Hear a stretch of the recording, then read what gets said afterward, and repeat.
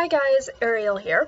I know it's been a little bit since I've done a video. I've been really busy, but I thought it was high time that I did another one. And so today we're going to be talking a little bit about the first item on the publishing checklist that you should be worrying about. So this is going to be a series.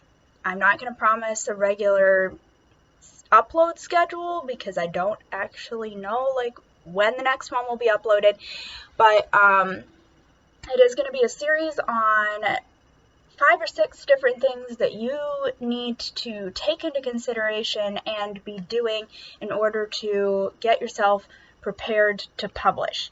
I wish someone had sat me down and talked me through these things before I published my first book, because things would have gone a lot smoother. My first book that I released was Bane of Ashgrith. That one was so stressful because I was trying to do a lot of these things with no prior experience. No one had sat me down and explained what I should be doing. I was just doing stuff based off of what I knew and what I had heard others say I should be doing. But no one had really explained how. So while I did have some help along the way, once I really got some of the things going, I had not allowed myself enough time to actually do everything. And so as a result, I was running around like crazy trying to figure out how do I get all of this done in order to have this out on the timeline that I promised my readers. I do not want you guys to be in the same boat as I was, if at all possible. So that's why we're going to discuss stuff about how do you go about this, how long should the timeline be, and what do you actually realistically need to do before the actual publication date. I would say you should really be giving yourself, anywhere from 3 to 6 months to really get everything you need to do taken care of. So that's kind of the timeline I would give you. 3 months is a little bit pushing it. I think I did Bane of Ashgrith in a month and a half, maybe, but that, like I said, that was not a good idea. So ideally, if you can give yourself 6 months to get all of this sorted out from the time that you finish writing until the publication date, that would be a good thing. Longer is better, but 6 months roughly should be enough to get it done. And you can kind of adjust for what you know you need once you've figured out how you roll and how you do everything. Because there is some leeway here for different people to do it different ways. And you may choose not to do everything that we're going to talk about in this series of videos. So, with that out of the way, today's video we're going to be talking about editing, formatting, and that side of the publication. That really should be your first step, especially the editing. A lot of times people realize that this is an important step. Like, I don't think anyone sits there and thinks, I'm going to publish a book without, editing it. But what they probably don't think about is how much editing needs to go into this, as well as the formatting side of things. So let's start with the editing side of things, because that has to come before the formatting. There is no point whatsoever in doing all of this work for formatting only to turn around and realize you have to change everything. I've done that. It is not a fun place to be, because formatting could take upwards of 6 to 8 hours if you have to do all of it manually. Longer if the book is longer than average. That's why a lot of times people just pay someone else to do it. But needless to say, you do not want to spend 6 to 8 hours doing something only to discover you have to change it all. So do yourself a favor and edit it first. So what do you need to keep in mind when it comes to editing? Okay, as a freelance editor, I see so many people who say, oh, that's really cool, you're an editor, awesome. But when you actually talk to them about, well, what are you doing to edit your book? Are you looking for someone to edit your book? Then people start to kind of dwindle off. Now, I get that not everyone has the money to pay for an editor. But, guys, just going to be transparent here, you cannot edit your book as well as someone else can. And I'm not just talking as well as a freelance or professional editor can do it. I'm talking you can't edit it as well as someone who has the same skill set as you do, or even half the skill set. You can't. You can self-edit your book for as long as you want, but the fact of the matter is you do not have the objectivity you need to edit your own book. Yes, you can catch the grammar mistakes, the spelling mistakes. You might even catch plot holes if they're glaringly obvious. But here's what usually happens when editing your own work. And I know this because I deal with this all the time, editing my own stuff. You as the author know far, far more about your book and the world that it takes place in than any reader or outside party would. I don't care how close they are to you or how much you have talked to them about this book and this world and the characters that are in this world. You know more than anyone else does. And I feel like it should be fairly obvious, but it isn't always that obvious to other writers. But if you know everything there is to know, or pretty close to it, about your characters, your world, the story, you, when you read through it, are not going to notice as often what the actual problems are with the story itself. Because here's what happens. You are reading through, trying to approach it like an average reader would, and you stumble across something that doesn't make any sense. Well, the average reader would get stumped on that, be like, what is this? I don't understand. How did you get from point A to point B? What's going on? And they might stop reading, or maybe they just continue reading in a very confused state, which is not very likely. They'll put the book down. You, however, are like, oh yeah, that makes perfect sense because I know this. But you never actually told the reader whatever this was that makes it make sense to you. So now you have a problem because you haven't caught that thing. And maybe you went through several edits, maybe you only went through one, but you did not catch it, and now it has gone to print. And it doesn't make any sense.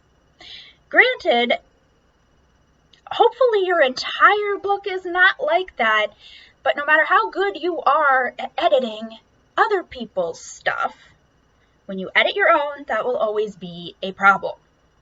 Now, there are things you can do to help mitigate that risk that you're taking if you choose to only self-edit your book before publishing.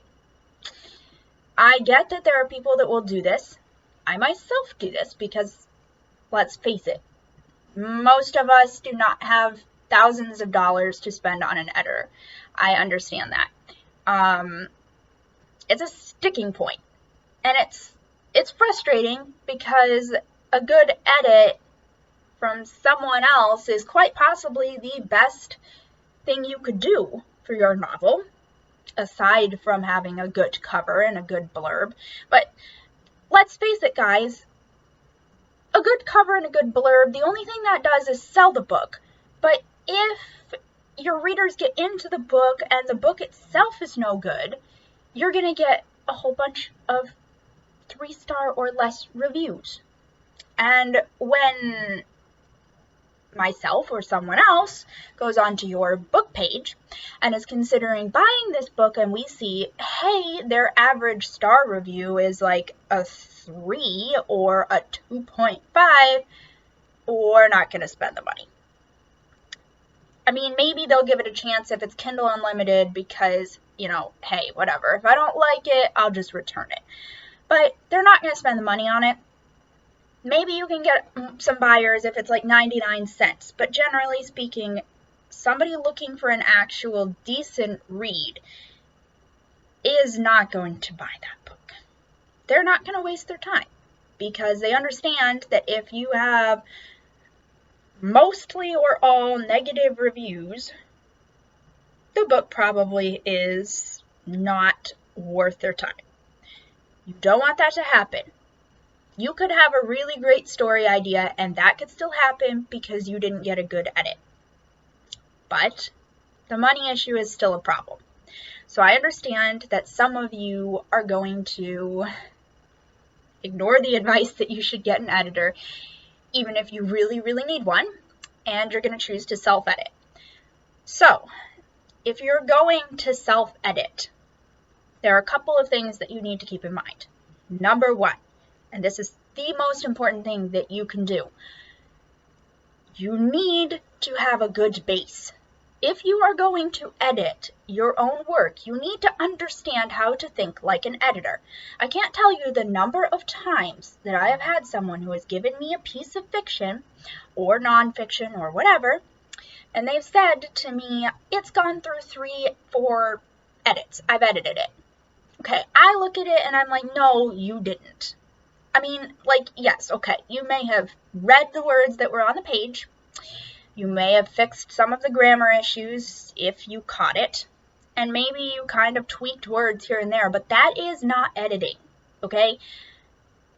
That might take you a while, depending on how good you are at catching those things, but it is not editing. But a lot of times, that's what authors think editing is. If that is what you think editing is, I really hope that your book itself is very well written with the first draft. Because if it isn't, you're going to end up putting really bad writing out there on Amazon, and you're going to be one of the statistics. And probably, quite frankly, one of the reasons why people look at self-published authors and assume, you're probably not as good as a traditional author. For your own sake, please don't do that to yourself. Take the time to actually find out what editing is all about. That's going to do two things for you. Number one, it's going to improve the work that you've already done and make sure you're not a statistic. And at the very least, your book is not going to fail just because your writing is terrible and you didn't know how to fix it. Okay? And when I say that, please don't feel bad, guys. Okay? First drafts usually are terrible. If you've been writing for a really, really long time, you might be able to turn out an okay rough draft. But most writers, what you get when you read their polished work is way different than what you get if you were to read their rough draft. Most writers and authors would never want their readers to see the rough draft. I have work like that. And I'm a freelance editor. I have stuff that I look at and I'm like, I don't want anyone to see what this started out as because it's absolute and utter garbage. Here's the thing. Garbage can be fixed, but you have to know how to fix it. So that's why I say getting a good, strong base in editing allows you to not be a statistic because you can fix the garbage you wrote as your first draft. The second thing that it does is it will improve your writing. Yes, it does improve your writing. I know. Most people are like, editing. How can that possibly improve your future writing? Like, yeah, okay, I get that it can improve what you already wrote, but what you're going to write in the future? Really? How does it do that? Okay, it's pretty simple. If you're learning how to actually edit your work, you're going to be dealing with not just the grammar and the basics of writing, but also in more advanced topics and in characterization, plot, pacing, action, all those things that make a book a good read are things that an editor has to know how to deal with. They have to know how to take writing that is bad or mediocre and turn it into something that is excellent, something that readers, when they're done with it, can't help but give it a good review, assuming obviously that they enjoyed the content and that the book wasn't just something that they would never want to pick up and read. But assuming that your readers are in your genre, they enjoy the topic that you're discussing, excellent writing is something that they should walk away from wanting to tell their friends about, wanting to review, wanting to share. When I blog about books that I have read and I review them, I'm reviewing books that I think, usually at least, are something you can learn from, something that readers will enjoy, and something that writers can take a lesson from. Sometimes that lesson might be, hey, this part of the book didn't work out so well, but I very rarely review anything that I absolutely hated or that I thought was absolute and utter garbage, because I want people to see what I enjoyed reading for the readers on my blog, but for the writers, I want you guys to learn from it, and I want you to learn stuff to do well, not just, oh, they did all of this really bad. No, I don't really want to write a review like that. I generally just don't review books that I can't say anything nice about, because that doesn't help the author. It's not really, I feel bad after writing it. I just don't want to do that. So generally, you're either going to end up with people who are absolutely willing to give you awful reviews, or they're just not going to review. So you don't want that. You want readers who do what I do with it and say, oh, like, I loved this. This book was amazing. That's what good editing does for you.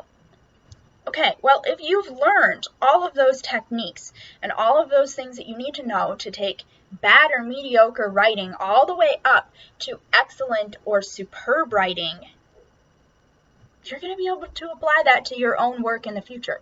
You're going to find that as you do more and more work with your own writing and start to identify the areas where you constantly struggle, you're going to have an easier time, and it's going to integrate into your future writing. It's going to become second nature for you to correct it as you're making the mistake instead of after.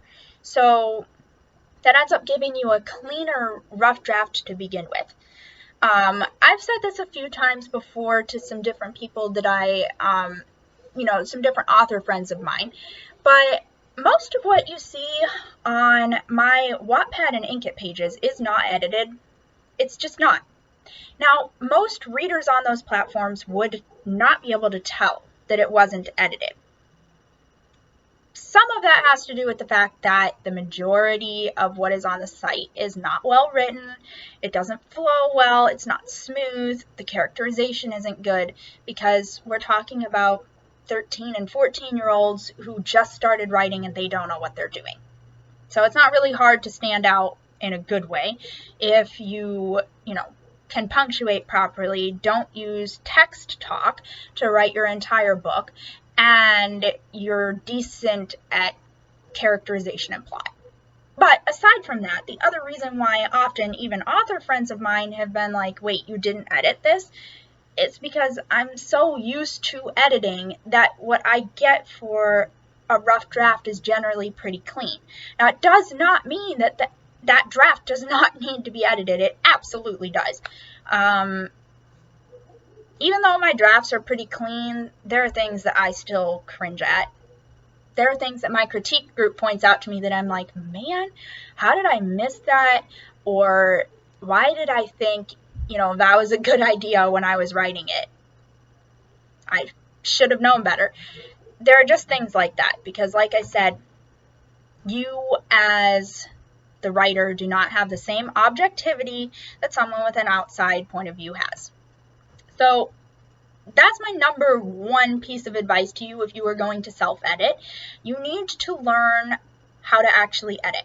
Go read stuff from Dave King and Rennie Brown on self-editing for writers. Go read things from Sol Stein or from, Stephen King or some of these other writers who really know what they're doing, and learn the craft of writing and learn it from an editor's perspective.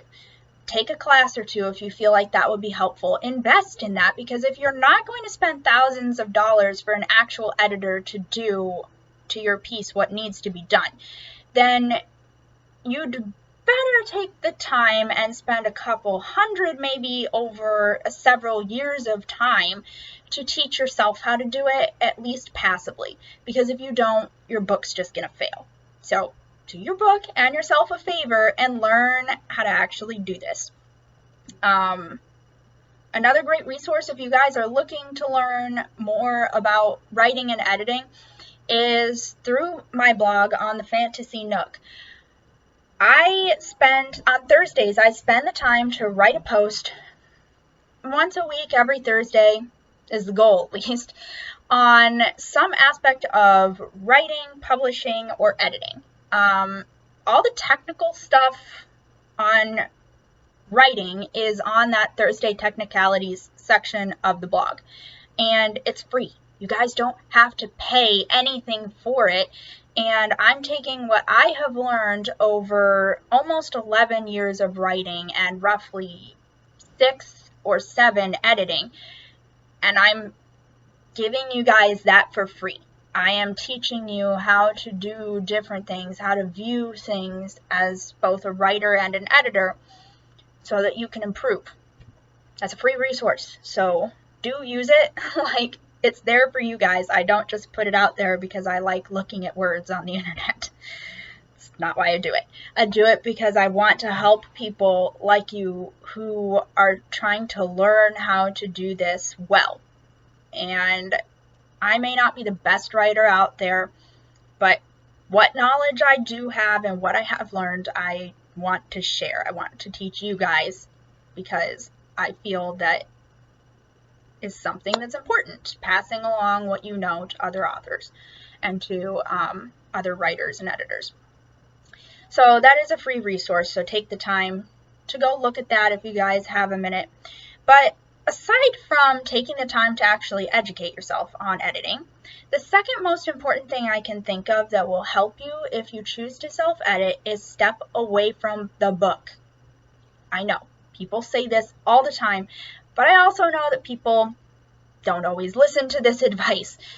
Give yourself at least a month before you go back to that book. If you can give yourself 2 or 3, that's a good thing, like you should. Because what that does is it lets your memory of all of the details and everything kind of get hazy. So yeah, maybe when you go back to it, you kind of remember, oh yeah, you know, this or that happens. But it's not as detailed as it was when you first wrote it. So some of those things that you missed before when you were looking at it, plot holes, issues where things don't make sense, places where you didn't give the reader all the information they need to know, those are going to be a lot more clear to you 2, 3, 4 months down the road when you haven't touched it, you haven't thought about it for a long while, and your memory has kind of faded. So you can come at it with more of an editor and a reader's perspective and more objectivity than you would have had if you decided to go straight into editing it. So that is the second thing you can do that will really, really help you to give the book a better quality edit. Those are like the top 2 things that I would say really make the difference on whether or not the edit is going to be not so great or mediocre versus good. So definitely use those things. And then, you know, feel free to keep resources nearby as you're editing. I will be editing for clients, and I'm not above admitting that I don't know everything. So sometimes I will run across things and I need a refresher on the rules, or I don't know something, so I have to go look it up. Whatever they've done doesn't feel right, and so I want to give them advice on how to make it better, but sometimes maybe I just don't know how. So I have to go look it up and see, like, okay, how does so-and-so recommend that we handle this? What do I have on my bookshelf or online, or, you know, on my Kindle that can help me to make sure that I'm giving them the best advice possible? You can do that too. As you kind of build up books that you have, whether it's online, Kindle, your bookshelf, pull those resources out. Use them to help you edit, because You're going to do a lot better if you're like, oh, I'm not sure, let me go look it up, than if you were like, oh, I'm not sure, it's probably fine the way it is.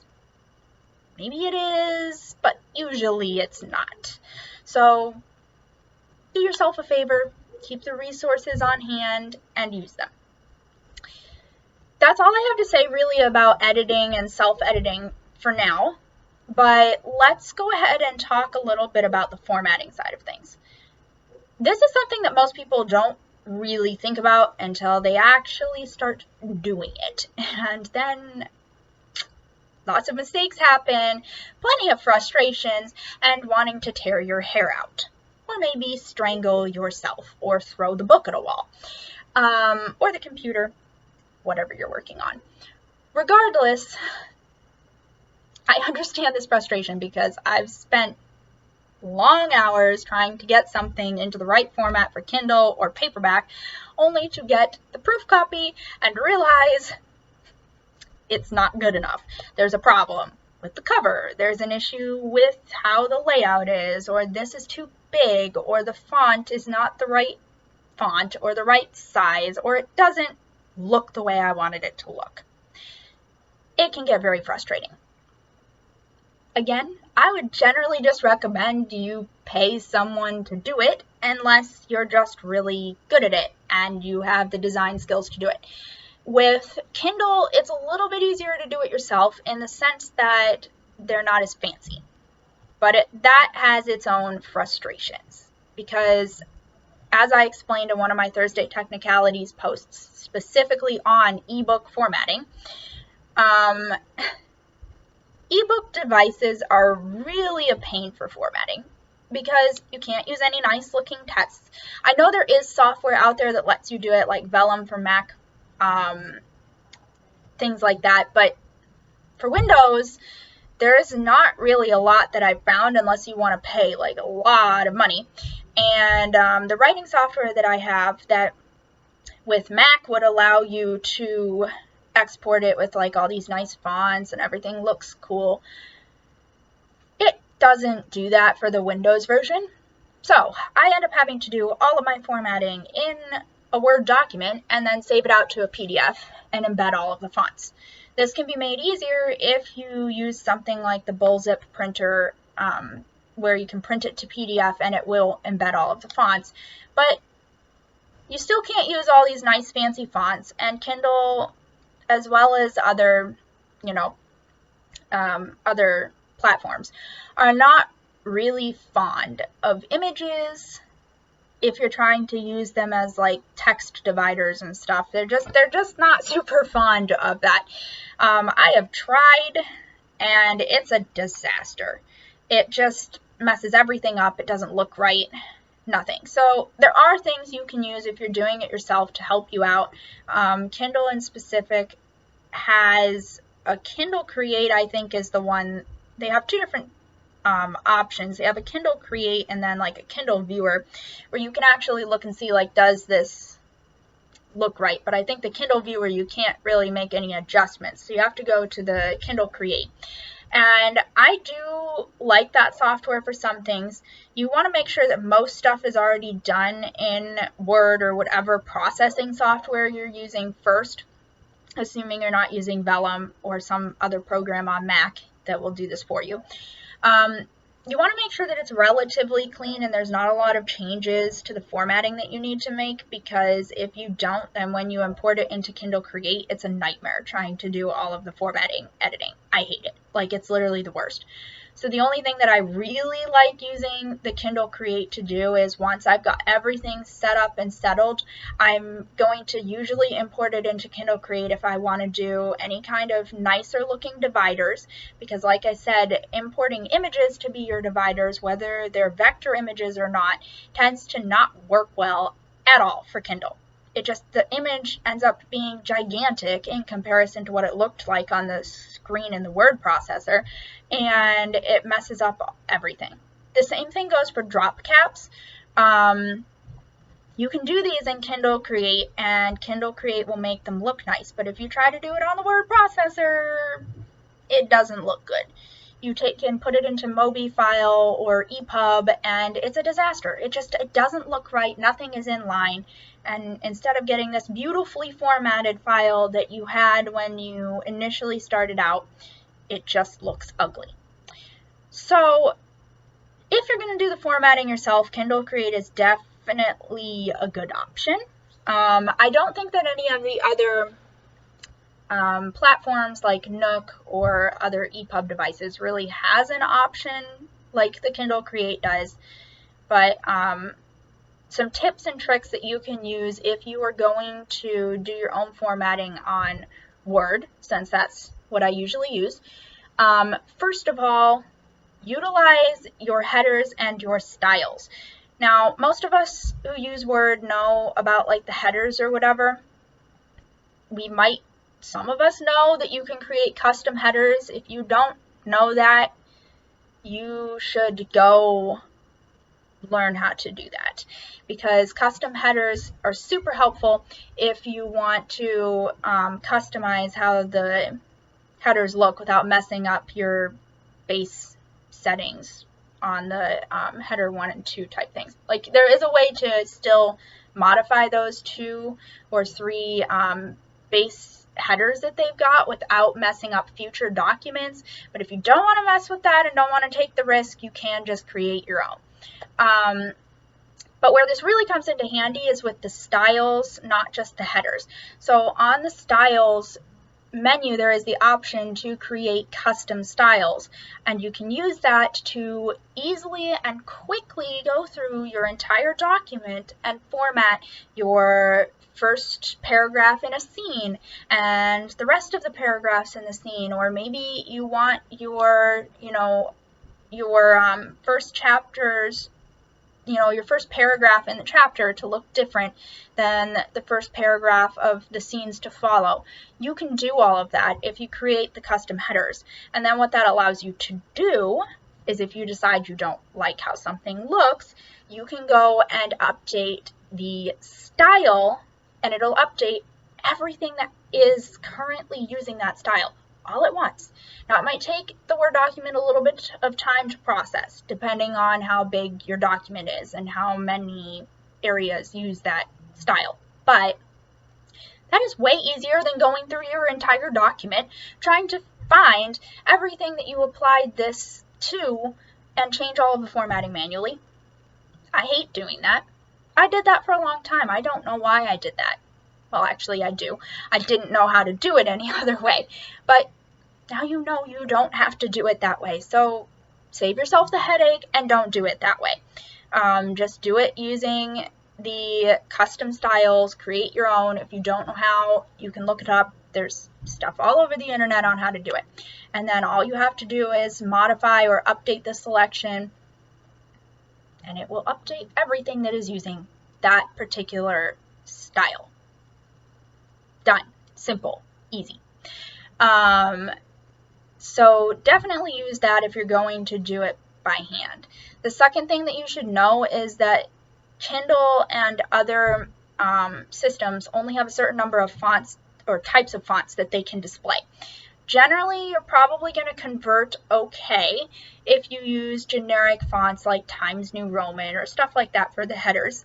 But if you want to actually do the work that normally would be done by Kindle Create yourself and have a little bit more leeway to like edit things and make it look the way you want it to, they do have a plugin, a free like add-on or plugin for Microsoft Word that allows you to create your Kindle ebook using the fonts that they actually will display, which is nice because then you can choose, okay, I want my headers to use this font, I want my body paragraphs to use this font, I want to do drop caps, I need to generate my table of contents, and it even has the ability to generate, page numbers, which you shouldn't be using if you're creating a Kindle document or any ebook document, because we're not looking at page numbers. The page numbers that you have on there will not be the same as the page numbers in the actual paperback. So what's the point? Why do we care? Besides that, Kindle also tells us what page we're on, and that's not going to match your page number on the page if our device shows like smaller. So like if I'm reading on a phone versus a computer, I'm going to see less text on the phone than I would on the computer. So the page numbers just don't sync up. So if you didn't know not to do that, you know now. Don't put page numbers in an ebook, which means also on your table of contents, don't include page numbers because it's pointless. It doesn't match up with anything. You should have a table of contents that links to each of the chapters. Kindle usually generates this for you. Most softwares generate it for you if you have a table of contents. They'll link things if you're using headers. But yeah, no page numbers. The other thing that you shouldn't be doing in a Kindle or any other ebook is you should not be using section breaks or any break that is not a page break. It's fine to go ahead and start the next chapter on a new page or whatever, but mainly your pages should be continuous because it's basically a continuous scroll or flip of pages on any e-reader. So you don't want to put in a section break because it will mess it up. Not always, I guess, but generally speaking it does. Just don't mess with it. There's a lot of other things too that you can look into about making your ebook look nicer, but those are the general rules. Use generic fonts, don't put page numbers in, and nothing other than page breaks, like no other breaks, and avoid any images that you want to be like small. Illustrations can be put in there, but you're probably gonna have to mess with the sizing because Kindle just doesn't get it right. Amazon is a pain. When it comes to your print books, those ones are the ones where I would definitely recommend that you hire an editorial designer or an interior book designer. This is not the same as a cover designer. If you ask a cover designer to do this, they don't. Most of them don't know what they're doing. I know this because I know some cover designers, and my sister is a cover designer, and I would go to her definitely to create a cover for my ebook or my paperback because she does a really good job. I would never let her touch the interior of my book because she doesn't really do that. And if you want it to actually look really nice, look professional, that requires an entirely different eye for design than a book cover does. It's just different. And it's not to say that no book cover designer could ever figure it out or learn how to do it. That's not true. But most of them stick to covers because that's their thing. They do well with it, and you can make a lot of money off of that. The interior design is a little bit of a different type of design, and so usually they just stick to their area of graphic design as opposed to the interior design, which is perfectly fine.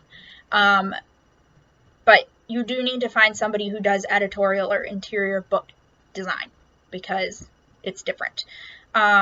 The reason that I recommend you find somebody who knows what they're doing is because, well, you can turn out something that looks pretty decent on your own.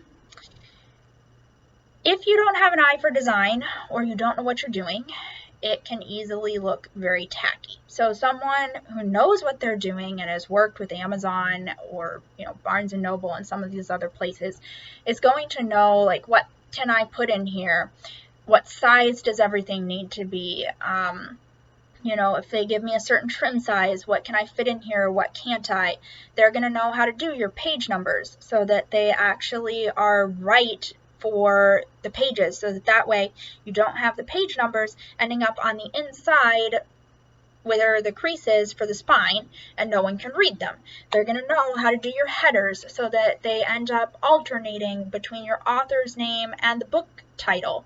They're going to know how to make sure that those end up on opposite sides of the page, so when you hold it open, they're on the ends of the page again instead of in the crease with the spine. They're going to know how to do all of the indentations so it looks really nice. They're going to know, like, how do I do the drop caps and resize those so that everything kind of just sorts out and looks really appealing to the reader. that can take a long time to do, and a lot of knowledge too about fonts, matching it to the genre, making sure that it fits, the book itself. So it is an art, just as much as the cover design is an art. It's a lot more tedious, maybe, than cover design for most people, honestly, and it's not nearly as much fun sometimes, but it requires an eye to detail and understanding design and knowing how to do things right for the different publishers. And Amazon is super, super picky. So any of you who have actually published with Amazon before, you already know just how obnoxious it is to do publishing with Amazon, especially for paperback. I have had so many different books where I had to get like 3 or 4 different proof copies before it finally looked right, and sometimes the word formatting was still messed up. So that's not necessarily 100%, your fault all the time, because sometimes Amazon does just mess things up and you have to find a way to do it that will fix it. But generally speaking, it is your fault. You did something when you formatted the file, and somebody who knows how to do the interior design or the editorial design is going to know how to avoid those pitfalls, or at least how to fix them if something goes wrong. So yeah, those would be my tips for you on how to deal with the editing and the formatting side of publishing. Next time, we're going to talk a little bit about the cover design. I did kind of hint a little bit at the fact that a cover designer is different than the editorial design, but we're going to actually get into specifics on what you need to know about cover design, whether you are doing it yourself because you're a graphic designer and you really are good at that stuff and you enjoy it, or whether you are, an amateur who doesn't have the money and has decided to try, or you are actually paying someone to do it. There are some things that are just universal across the board regardless of who you are, and then there are some things you need to know depending on which one you fall into. So that is what we're going to talk about next time. I hope that this has been really useful. If you guys have questions or comments, feel free to leave them below or to reach out to me on Facebook. I am generally really open talking to people, especially about writing. Just make sure you introduce yourself, please, because as I have said in other videos and other forums, I do not like weird or creepy messages that just say hi. If that is all you do, I'm probably going to delete it. And I've gotten plenty of those. I get a lot of them, honestly. More than I would like to get. Let's just put it that way. I get more of those hi and then some, pet name or something added on to the end from guys, usually. I assume it is because of the profile picture, but I get that more often than I would like to. So regardless of who you are, please just introduce yourself. Something as simple as, I saw your video, I wanted to get in touch, I had questions, or I wanted to know where I could get your books, or I wanted to talk to you about a book, or, I want to work with you, whatever, it doesn't matter, but at least let me know that you have a genuine reason for connecting with me, so I know. Don't delete the message request, or delete the, Instagram follow, or whatever. Like, I can't delete followers, obviously, but if you're trying to get in touch with me, I can delete comments, I can delete messages. So if you don't want that to happen to yours, or have your message or email consigned to spam, then please, please, please actually introduce yourself and let me know that you're a legitimate person who wants to connect. Otherwise, I'm more than happy to talk to you, and I hope you guys have a great rest of your day or evening, depending on where you're at.